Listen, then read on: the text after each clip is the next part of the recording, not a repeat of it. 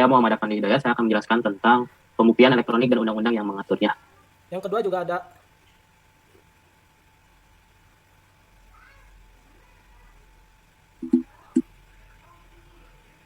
Di mute, brother. Di mute, bro. Di mute, di mute, Anjir. coy. Sorry.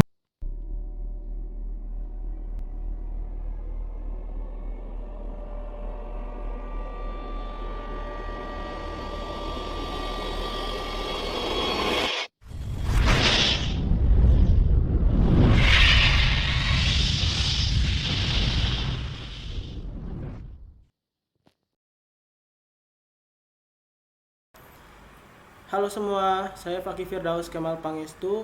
Saya di sini sebagai moderator dan saya juga membawa rekan saya yaitu. Saya Siva Rizky Mutia sebagai moderator. Dan di sini juga ada 3 pemateri yang masing-masing membahas satu poin tentang Undang-Undang ITE. Yang pertama ada. Halo semua, nama saya Muhammad Afandi Hidayat. Saya akan menjelaskan tentang pembuktian elektronik dan undang-undang yang mengaturnya. Yang kedua ada. Halo teman-teman, saya Muhammad Alfarudi. Pada kali ini saya akan sedikit menjelaskan tentang poin yang kedua, yaitu pengaturan tanda tangan digital di Indonesia. Yang terakhir ada. Kenalkan, saya Muhammad Dian Putra Suryadi. Saya akan menjelaskan tentang poin 3. Poin 3 itu adalah penyelenggara sertifikasi elektronik atau yang disingkat PSRE. Setelah narasumber memperkenalkan diri, narasumber akan menyampaikan materi. Yang pertama, Afandi. Baik, terima kasih. Saya akan menjelaskan tentang pembuktian elektronik dan undang-undang yang mengaturnya. Istilah pembuktian elektronik mulai dikenal dalam dunia hukum sejak munculnya Undang-Undang Nomor 11 Tahun 2008 tentang informasi dan transaksi elektronik atau Undang-Undang Nomor 19 Tahun 2016 tentang perubahan atas Undang-Undang Nomor 11 Tahun 2008 tentang informasi dan transaksi elektronik. Dalam pasal 5 ayat 1 UU ITE dijelaskan bahwa alat bukti elektronik ialah informasi elektronik atau hasil cetaknya merupakan alat bukti hukum yang sah dan memenuhi persyaratan material yang diatur dalam UU ITE.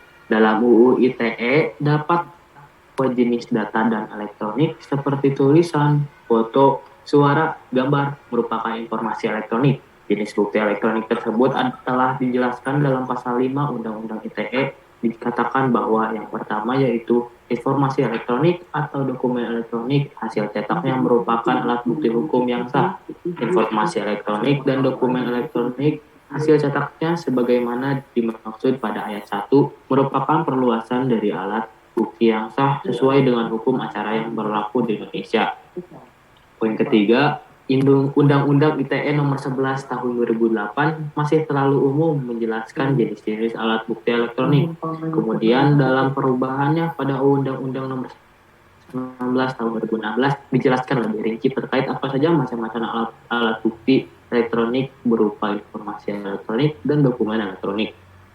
Yang dimaksud dari undang-undang di atas yaitu terdapat pada poin pertama adalah satu atau sekumpulan data elektronik termasuk tetapi tidak terbatas pada tulisan, suara, gambar, foto, atau sebuah data yang dapat dipahami oleh orang yang mampu memahaminya. Poin kedua menjelaskan tentang transaksi elektronik adalah perbuatan hukum yang dilakukan dengan menggunakan komputer, jaringan komputer, atau media elektronik lainnya.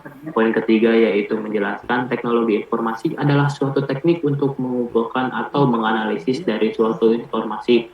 Secara yuridis, hukum pembuktian di Indonesia baik HIR maupun KUH Perdata belum mengkomodir dokumen elektronik sebagai alat bukti.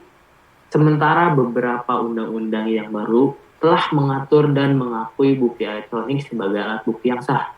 Antara lain yaitu yang pertama adalah Undang-Undang Nomor 8 Tahun 1997 tentang dokumen 36 tahun 19 tentang telekomunikasi. Yang ketiga yaitu Undang-Undang Nomor 30 Tahun 2002 tentang Komisi Pemberantasan Tindak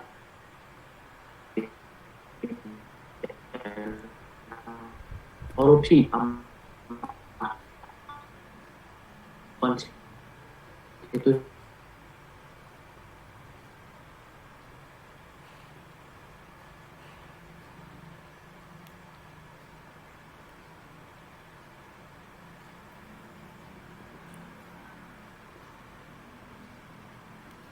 hanya.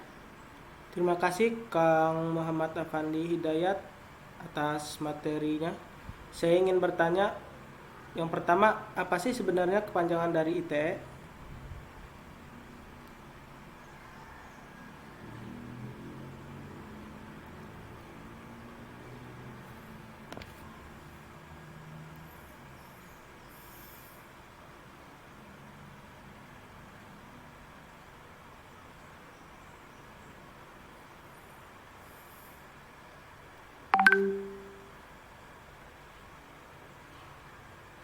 Baik, terima kasih.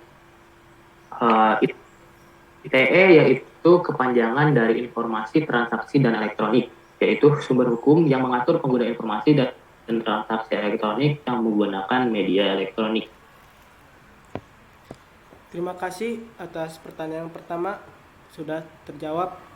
Sekarang saya ingin bertanya, pertanyaan yang kedua yaitu Undang-Undang Nomor 11 tahun 2008 kan isinya tentang informasi dan transaksi elektronik Junto. Apa sih maksud dari isi tersebut? Terima kasih.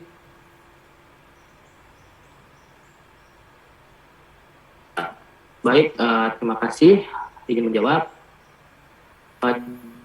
Jawabannya yaitu suatu hukum yang mengatur setiap orang dengan sengaja dan tanpa hak atau melawan hukum melakukan intersepsi atau penyadapan atau komputer dan sistem elektronik tertentu milik orang lain. Terima kasih. Ya, terima kasih sudah terjawab. Kesimpulannya, Undang-Undang Nomor 11 Tahun 2008 Junto, Undang-Undang Nomor 19 Tahun 2016 telah mengatur tentang bukti elektronik yang merupakan perluasan alat bukti yang sah sesuai dengan hukum acara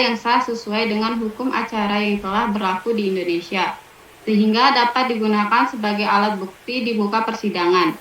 Kedudukan bukti elektronik pada perkara perdata di pengadilan agama terdapat multitafsir karena belum diatur secara tegas dalam hukum acara bukti elektronik.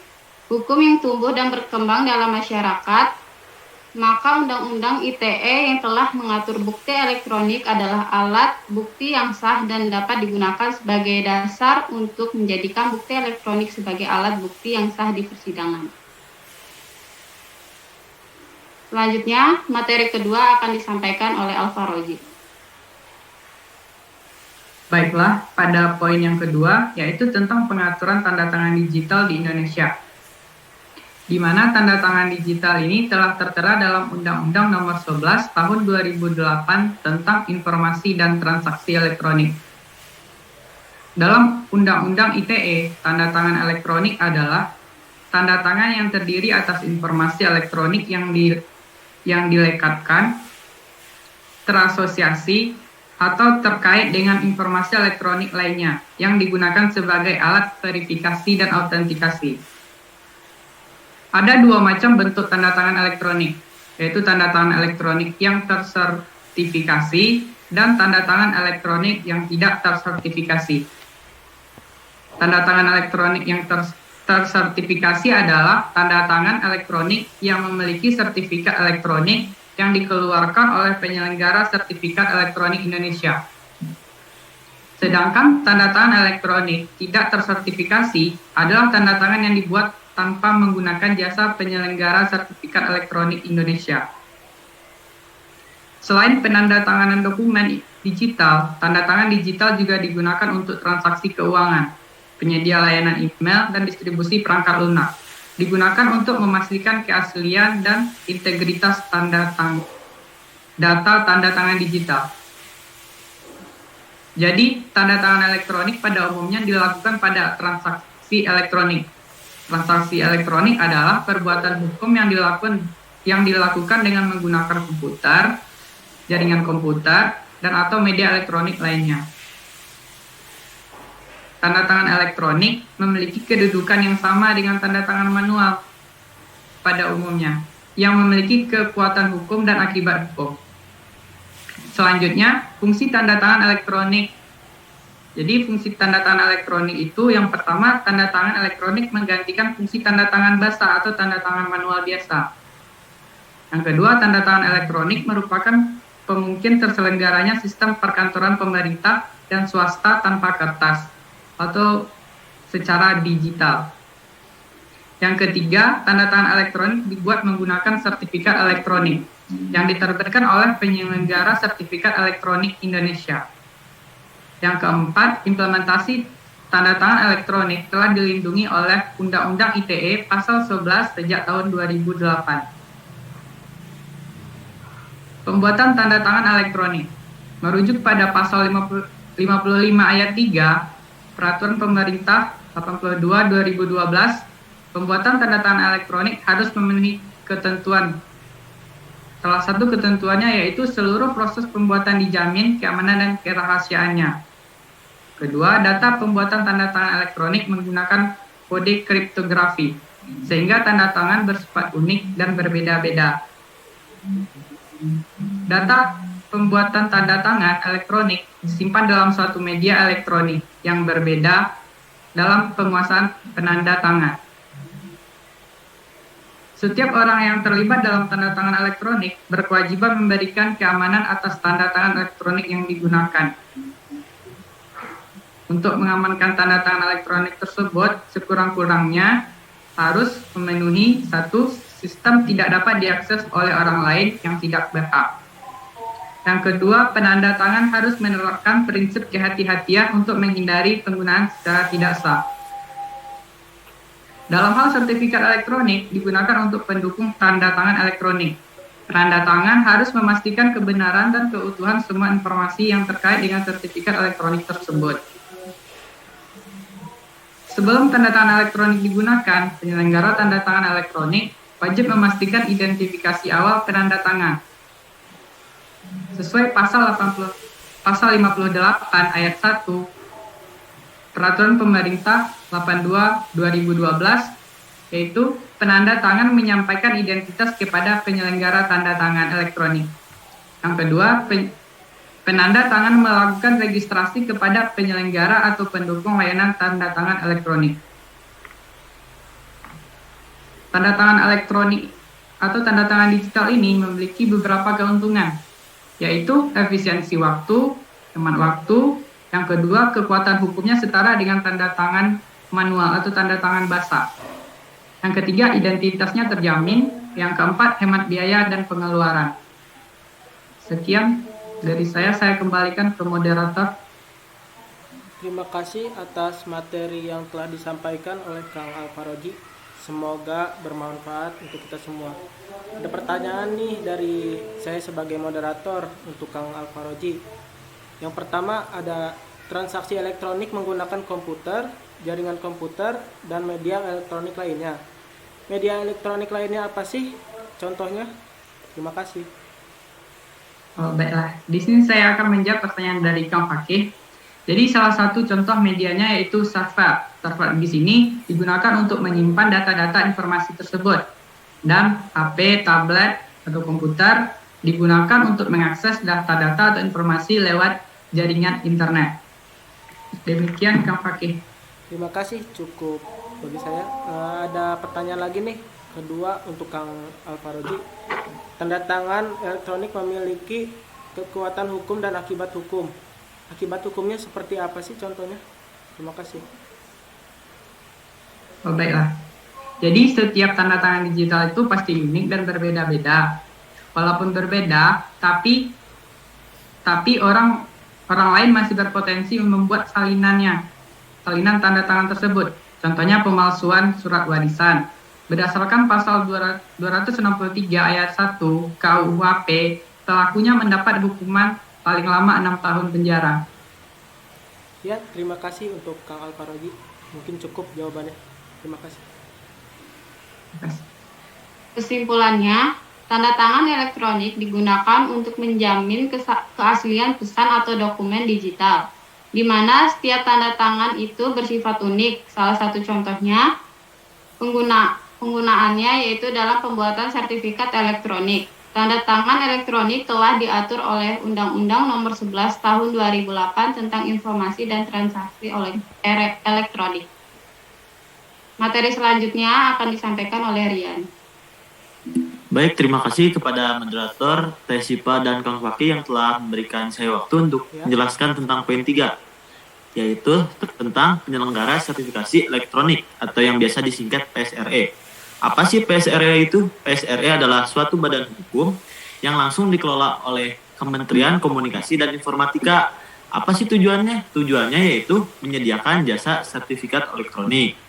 Nah, sertifikat elektronik itu adalah sertifikat seperti biasanya, tetapi bentuknya itu digital atau elektronik yang berisi tentang tanda tangan elektronik dan identitas penyelenggara. Penyelenggara itu adalah pembuat sertifikat itu. Nah, kalau tanda tangan elektronik itu telah dijelaskan oleh Kang Alfarozi, yang intinya adalah sebagai alat verifikasi atau autentikasi. PSRE Indonesia ini menganut prinsip induk dan wajib mendapatkan pengakuan dari menteri. PSRE induk ini dijalankan sesuai dengan peraturan pemerintah nomor 71 tahun 2019 yang diselenggarakan oleh Kementerian Komunikasi dan Informatika. Nah, siapa sih penyelenggara sertifikasi elektronik ini? Nah, untuk penyelenggaranya ada 2. Yang pertama adalah penyelenggara sertifikasi elektronik Indonesia dan yang kedua adalah penyelenggara sertifikasi elektronik asing. Nah, terus apa aja sih kewenangan sebagai penyelenggara sertifikasi elektronik ini? Nah, itu dijelaskan dalam pasal 52 PP PSTE, yaitu yang pertama sebagai pemeriksaan, penerbitan, perpanjangan, pemblokiran, pencabutan sertifikat elektronik. Terus yang kedua itu adalah pembuatan, verifikasi, validasi tanda tangan elektronik. Terus di penyelenggara itu ada sebuah lembaga. Lembaga apa sih? Lembaga sertifikasi keandalan. Nah, itu dibuat berdasarkan pasal 1 angka 11 Undang-Undang Nomor 19 tahun 2016. Lembaga sertifikasi keandalan ini adalah suatu lembaga independen yang dibentuk oleh profesional yang diakui dan disahkan oleh pemerintah langsung. Gunanya apa lembaga ini? Gunanya itu sebagai yang mengeluarkan sertifikat keandalan dalam transaksi elektronik. Terus bagaimana sih mekanismenya rekam jejak audit itu? Penjelasannya itu dalam pasal 22 ayat 1 PP PSTE, yaitu yang pertama memelihara log transaksi sesuai kebijakan retensi data penyelenggara. Terus yang kedua itu memberikan notifikasi kepada konsumen. Dan yang terakhir itu adalah memastikan tersedianya fungsi jejak audit. Mungkin cukup sekian dari saya. Saya kembalikan kepada moderator. Terima kasih untuk Kang Rian sebagai narasumber. Semoga materi yang apa yang disampaikan bermanfaat untuk kita semua. Di sini saya akan memberikan pertanyaan perwakilan sebagai moderator. Yang pertama, pasal 1 angka 4 Permenkominfo 11 atau 2018 dan pasal 7 ayat 2 Permenkominfo 11 atau 2018. Jelaskan perbedaan dalam isinya atau apakah ada kesamaan. Terima kasih. Baik, terima kasih kepada Kang Fakih yang telah mengajukan pertanyaan. Saya akan menjawab pertanyaannya itu yaitu tentang persamaan tentang pasal 1 angka 4 Perkominfo nomor 11 tahun 2018 dengan pasal 7 ayat 2. Nah, kalau pasal 1 angka 4 itu menyatakan bahwa penyelenggaraan sertifikasi elektronik. Jadi kegiatannya penyelenggara sertifikasi elektronik seperti menyediakan, mengelola, mengoperasikan, mengaudit sertifikat elektronik. Sedangkan pasal 7 ayat 2 itu adalah menjelaskan tentang penyelenggaranya. Penyelenggaranya itu ada 2, yaitu non-instansi dan instansi. Kalau yang non-instansi itu dijelaskan pada pasal 8 sedangkan instansi dijelaskan pada pasal 9. Ya, terima Terima kasih kasih kepada untuk Kang Cip. Rian. Jawabannya cukup. Ada pertanyaan lagi dari saya sebagai moderator. Pertanyaan kedua yaitu penjelasan pasal 22 ayat 1 Peraturan Pemerintah PSTE atau penyelenggaraan sertifikat elektronik. Di poin pertama kan ada kebijakan retensi. Sebenarnya apa sih itu retensi? Terima kasih. Oh. Jadi untuk retensi sendiri mempunyai arti sebagai sebagai penyimpanan ataupun manajemen kan ini konteksnya dalam kebijakan retensi data penyelenggara, berarti artinya suatu kebijakan untuk manajemen data. Jadi ketika kita butuh data itu kita mempunyai arsipnya gitu Kang Fakih. Ya. Terima kasih. Mungkin cukup sekian ini materinya. Semoga bermanfaat untuk kita semua. Kesimpulannya, penyelenggara sertifikat elektronik adalah badan hukum yang dikelola oleh Kementerian Komunikasi dan Informatika yang bertujuan untuk menyediakan jasa sertifikasi elektronik yang mempunyai prinsip induk dan wajib mendapat pengakuan dari menteri yang diatur dalam Undang-Undang ITE Nomor 9 Tahun 2016. Ya, terima kasih untuk materi atau narasumber. Sama. Semoga materinya bermanfaat untuk kita semua. Sekian materi yang disampaikan, sampai jumpa lagi.